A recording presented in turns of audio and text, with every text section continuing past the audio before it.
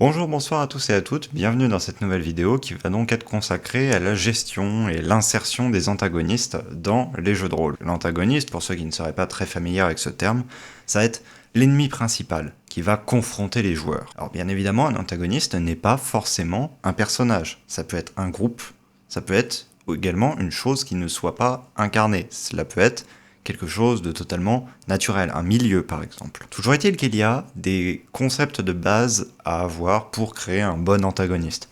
Car oui, il y a des bons et des mauvais antagonistes. Repensez à votre nanar favori. Sans doute le méchant est méchant uniquement parce qu'il est méchant et c'est pas bien d'être méchant. Sois gentil, pas méchant, c'est pas gentil d'être méchant. Et à l'inverse, pensez à l'histoire qui vous a le plus transporté. Le méchant prenant, qui a une histoire un petit peu controversée, que suivant, si on modifie simplement quelques petits points de perception, finalement, n'est pas si mauvais que ça, et se trouve plus en réalité à combattre le personnage principal uniquement pour des raisons qui sont fondées, qui se tiennent, plutôt que simplement je suis méchant et tu es le gentil et je dois te tuer. Généralement, un bon antagoniste va au-delà de cela. Et ça s'applique aussi aux milieux naturels, qui peuvent être des antagonistes. Il y a une raison derrière, il y a un leitmotiv pour que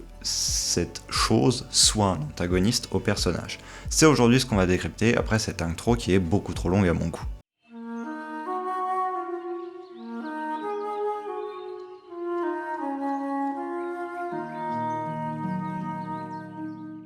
Antagoniste vient des racines grecques qui veulent dire face et combat. Donc réellement une lutte face à quelque chose, face à quelqu'un, face à un objet, face à...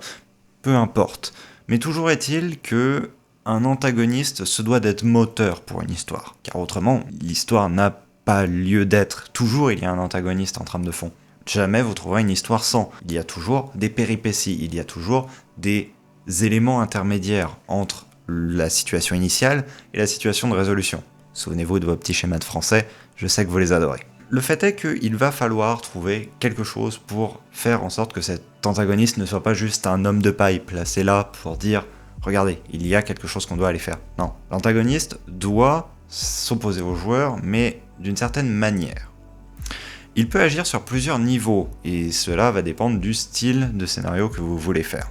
Soit ça peut s'attaquer directement aux personnages, soit il peut s'attaquer à ce qui les entoure. Vous pouvez avoir un antagoniste qui s'attaque directement à un groupe de personnages joueurs, et donc dans ce cas-là, ce sera une affaire personnelle entre les personnages joueurs et également cet antagoniste. Et vous pouvez aussi avoir votre antagoniste qui s'attaque par exemple à la famille d'un des personnages joueurs, à une bourgade bien singulière, avec laquelle vous avez fait tresser des liens auparavant. Ainsi, ce sera une raison supplémentaire de vouloir défendre contre telle ou telle menace la population en question, plutôt que simplement se dire « on va tuer quelqu'un parce qu'il a été méchant et qui nous a fait un peu de mal et qui nous a mis un peu de tort, mais comme on voulait qu'il y ait une histoire, on n'est pas mort avec ». Si vous avez la mort d'un personnage fort qui est faite, ou même d'un joueur, même si je ne vous conseillerais de ne pas trop abuser de cette mécanique, eh bien, cela va graver l'antagoniste comme opposant réellement au joueur, et donc du coup, augmenter leur détermination à le battre et donc être un élément moteur de l'histoire en tant que tel. Mais vous allez me dire maintenant, bon ok, on peut avoir un antagoniste qui soit opposé au protagoniste de différentes manières, pour différentes raisons. Maintenant, comment est-ce qu'on fait pour qu'il soit réellement moteur ? Il va falloir organiser plusieurs rencontres avec ce personnage. Pas trop non plus, parce que sinon cela va devenir répétitif, même si ça peut être un concept. On peut avoir un antagoniste qui aime se jouer des joueurs, qui aime leur faire des farces, que justement tout le but du jeu soit ensuite de l'attraper dans une farce que lui-même n'est pas prévue. Toutefois, cela peut devenir lassant pour des joueurs que de se faire duper en permanence. Sauf si vraiment, justement, comme je viens de le dire, c'est le but même de la séance. Mais, simplement, vous faites présenter 2-3 fois le personnage. Une fois en confrontation face à face, par exemple. Une autre fois, confrontation indirecte, vous voyez des dégâts qu'il a causés. Et une troisième fois, par exemple, vous faites en sorte que ce soit raconté par les yeux de quelqu'un d'autre. Raconter une scène qui s'est passée, qui implique cet antagoniste. Ça va vous permettre de glisser pas mal d'éléments sur cet antagoniste, peut-être également des motivations que vous allez pouvoir essayer de démêler. Aussi, dans un combat contre un antagoniste, ayez toujours un but autre que simplement aller chercher la confrontation des joueurs. Développez un pan de cet antagoniste. C'est un personnage à part entière, si c'est un personnage ou un groupe de personnages. Mais gardez à l'esprit justement que vous ne devez pas repartir d'une rencontre avec juste « c'est le méchant, on doit le tuer ».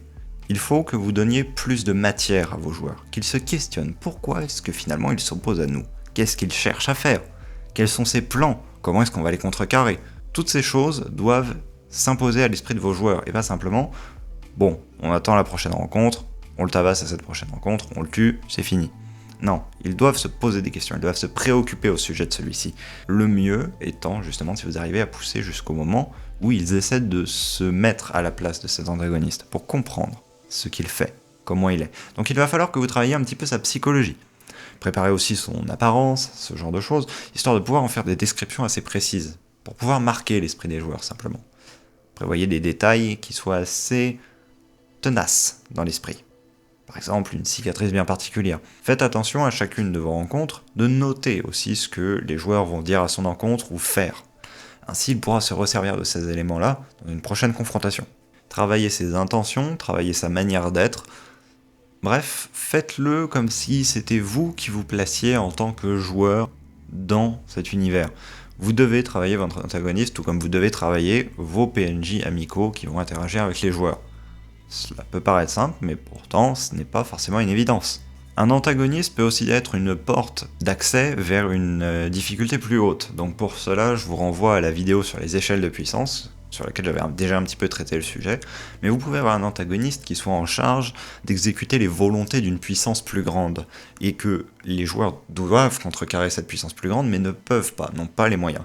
Et donc du coup, passer par cet antagoniste intermédiaire fait que vous allez briser un maillon de la chaîne, et du coup, empêcher telle ou telle grande prophétie d'arriver. Et justement, là, les joueurs vont pouvoir s'attaquer à lui, et ils ont une raison de le faire. Ils veulent briser un cycle, ils veulent briser quelque chose. Et le seul maillon qu'ils puissent toucher, c'est cet antagoniste que vous allez du coup leur mettre un petit peu sous le nez. Ça peut être une manière d'amener un antagoniste. Maintenant, il ne faut pas que ça devienne une habitude. Variez les manières que vous avez d'amener vos antagonistes. Je parlais un petit peu plus tôt d'antagonistes inanimés, parce que oui, un ennemi n'est pas foncièrement quelque chose de vivant qui va parler, etc. Une forêt peut être un antagoniste. Vous allez me dire, mais comment ?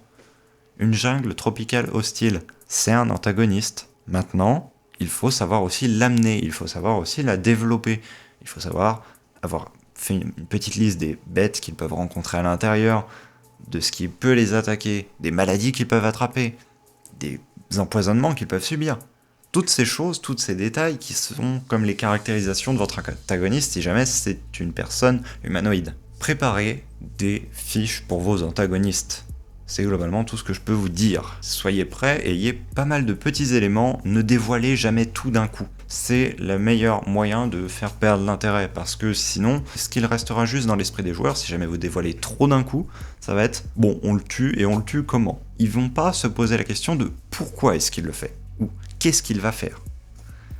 Ils vont juste se poser la question de comment, par exemple, si c'est une forêt tropicale, comment est-ce qu'on sort d'ici ? Ils vont pas se poser la question du quel est le prochain danger dont il va falloir que je me prémunisse. Si vous annoncez directement que vous avez vu des serpents, vous avez vu des baies empoisonnées, vous avez reconnu ceci, cela, dès votre description au début, vous pouvez y aller, que les joueurs vont juste se dire, bon, comment est-ce qu'on sort d'ici ? On va faire attention à tout, bon bah je sais qu'il y a des trucs empoisonnés, je vais pas manger, etc. Ils vont rien tester du coup, ils ne vont rien faire, pas prendre d'initiative, ils vont simplement utiliser le plan logique de sortie. Là où si jamais vous laissez la quantité d'informations que vous donnez, dire il y a des baies là qui sont certes fortes, appétantes, mais qui vous incluent un léger doute quant à leur comestibilité. Toutefois, par ailleurs, vos estomacs criant famine, vous hésitez tout de même à franchir le pas. Ça va mettre une ambivalence. Ça va laisser vos joueurs le choix de le faire, ça va leur laisser la décision, peut-être d'analyser un peu plus la chose, mais toutefois, ça ne va pas directement dire « ces baies sont toxiques, vous ne devez pas les manger ». Et du coup, les presser parce qu'ils savent qu'ils vont avoir faim, alors que sinon ils vont se dire « c'est bon, il y a des baies là, au pire on a à manger, Donc on peut se prendre un peu plus de temps, aller explorer et tout, et donc vous ôtez directement une épine du pied en annonçant que c'est des baies empoisonnées, et vous augmentez la vitesse d'une chose. Ça peut être bien si jamais vous voulez faire un raccourci dans votre séance, bien évidemment. Mais à l'inverse, si jamais votre but c'est de faire que ce soit un antagoniste fort, un antagoniste puissant, que cette forêt tropicale, c'est un peu loupé. Parce que pour le coup, si on déjoue directement tous les pièges, il n'y a plus réellement d'enjeu. Une histoire peut être composée d'un antagoniste, mais également de plusieurs antagonistes. Et les antagonistes auront alors probablement aussi des interactions entre eux. Parce que il ne faut pas se dire que vous mettez un méchant contre un groupe, vous mettez un deuxième méchant, le deuxième méchant va automatiquement être contre le groupe et faire cause commune avec l'autre méchant. Non. Déjà, on ne peut pas vraiment parler de méchant réellement, sauf si vous êtes dans quelque chose de très manichéen, et je ne vous en veux absolument pas pour ça. Mais si vous mettez deux antagonistes contre vos protagonistes, qui sont vos joueurs, ils ne vont pas forcément s'entendre. Et il peut y avoir du coup un triangle qui se forme, et un antagoniste peut devenir assez rapidement allié avec le groupe. Cela peut être quelque chose qui peut être intéressant à exploiter, mais qui parfois peut être convenu. Donc faites très attention à la manière dont vous l'amenez.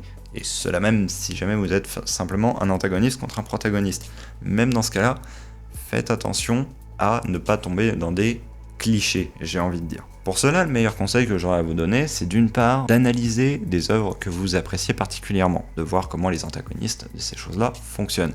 Et à l'inverse, regarder ou lire des nanars, des romans que certains jugeront peu littéraires, de basse qualité, qui ont des scénarios bancals, somme toute.